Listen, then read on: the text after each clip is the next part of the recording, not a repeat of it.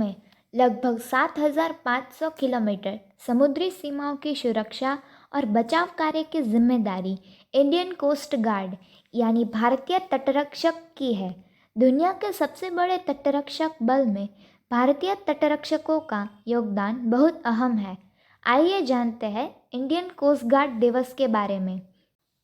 भारत के समुद्र में तस्करी की समस्याओं से निपटने के उद्देश्य से श्री के.एफ. रुस्तम जी की अध्यक्षता में वर्ष 1974 सितंबर में एक समिति का गठन किया गया। श्री के.एफ.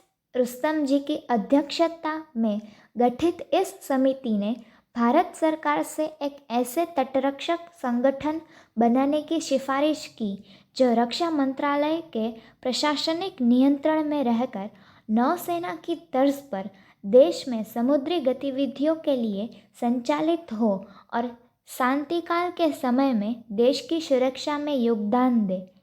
इस सिफारिश के आधार पर 25 अगस्त 1976 को भारत का समुद्री क्षेत्र अधिनियम पारित किया गया।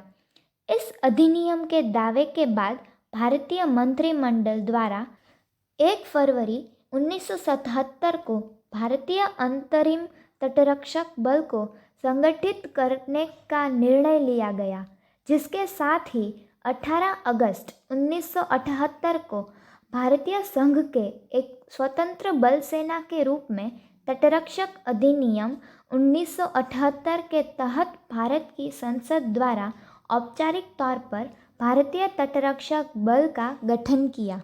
तब से इंडियन कोस्ट गार्ड डे यानी भारतीय तटरक्षक दिवस प्रतिवर्ष 1 फरवरी को मनाया जाता है। 1 फरवरी इंडियन कोस्ट गार्ड का स्थापना दिवस है। भारतीय तटरक्षक बल भारतीय समुद्री समुदाय के हित में कई सेवाएं प्रदान करते हैं। इंडियन कोस्ट गार्ड का मुख्य उद्देश्य भारतीय समुद्री अधिनियमों का पालन करवाना है।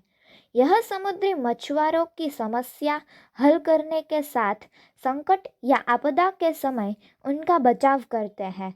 भारतीय तटरक्षक बल के जांबाज समुद्री तस्करी जैसी गतिविधियों को रोकते हैं और राष्ट्र के समुद्री क्षेत्र की रक्षा करते हैं। इंडियन कोस्ट गार्ड भारत की नौसेना, राजस्व विभाग, मत्स्य विभाग का सीमा शुल्क कार्य में सहयोग करता है। इसके साथ ही समुद्री पर्यावरण का संरक्षण करना और भारतीय समुद्री क्षेत्रों में जानमाल की सुरक्षा सुनिश्चित करना और इसके लिए उपाय करना भी भारतीय तटरक्षकों का कार्य होता है। इंडियन कोस्ट गार्ड का आदर्श वाक्य है वयम रक्षामः, जिसका अर्थ है हम रक्षा करते हैं। Thanks for watching. Don't forget to like, comment, share and subscribe.